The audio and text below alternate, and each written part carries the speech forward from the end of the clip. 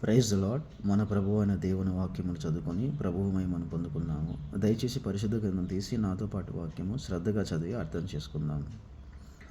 తీతుకు రాసిన పత్రిక 2వ అధ్యాయం 7వ వచనము. పరపక్షమందుండు వాడు మనలను గూర్చి చెడు మాట ఏదియూ చెప్పనేరక సిగ్గుపడినట్లు అన్నిటి యందును నిన్ను నీవే సత్కార్యముల విషయమై మాదిరిగా కనుపరుచుకునము.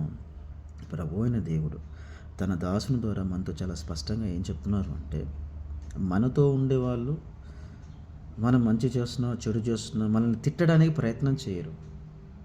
మనల్ని ప్రేమించేవారు మనల్ని తిట్టడానికి ప్రయత్నం చేయరు. నువ్వు అట్లా ఉంటున్నావు ఇట్లా ఉంటున్నావు అని చెప్పడానికి ఇష్టపడరు వాళ్ళు. అయితే మన విరోధులు పరపక్షమందుండు వాడు, మన ఆపోజిట్ వాడు, ఎప్పుడు వాడు ఏం చేస్తుంటాడు తెలుసా?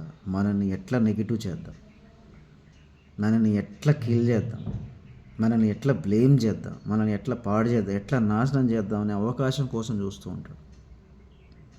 అయితే మన పరపక్షమందుండువాడు, మన విరోధికి, అవతల వాడికి మనము అవకాశం ఇవ్వకూడదని ప్రభు చెప్తున్నాడు.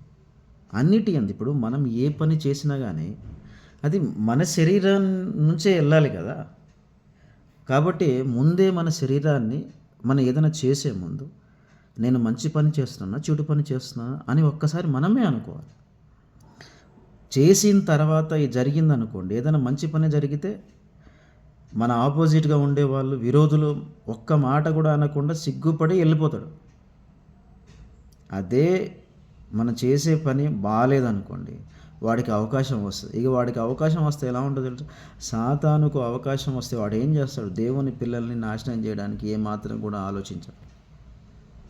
యోబు జీవితంలో చూడండి, కొద్దిగా అవకాశం ఇచ్చాడు దేవుడు సాతానికి, యోబు కుటుంబం మొత్తాన్ని సర్వనాశనం చేశాడు. కాబట్టి ఇక్కడ మనం అర్థం చేసుకోవాల్సిన విషయం ఏంటి అంటే, మన ఆపోజిట్గా ఉండే వాళ్ళకి మనం ఎప్పుడు గుర్తుపెట్టుకోవాలి, ఓకే మనతో ఉండేవాళ్ళు మొత్తం మాత్రమే కాకుండా మన ఆపోజిట్గా ఉండేవాళ్ళు కూడా మనల్ని చూసి సిగ్గుపడే విధంగా మనం నడుచుకోవాలి. మనం చేసే పని ఖచ్చితంగా మంచి పనే ఉండాలి. పరిశుద్ధ గ్రంథం నుండి చూస్తే నెబుకద్నెజరు రాజు దానియేలును ఏ రోజు కూడా ద్వేషించినట్టు మనం చూడట్లే. రాజు దానియేలును ప్రేమించినట్టే కనబడుతుంది.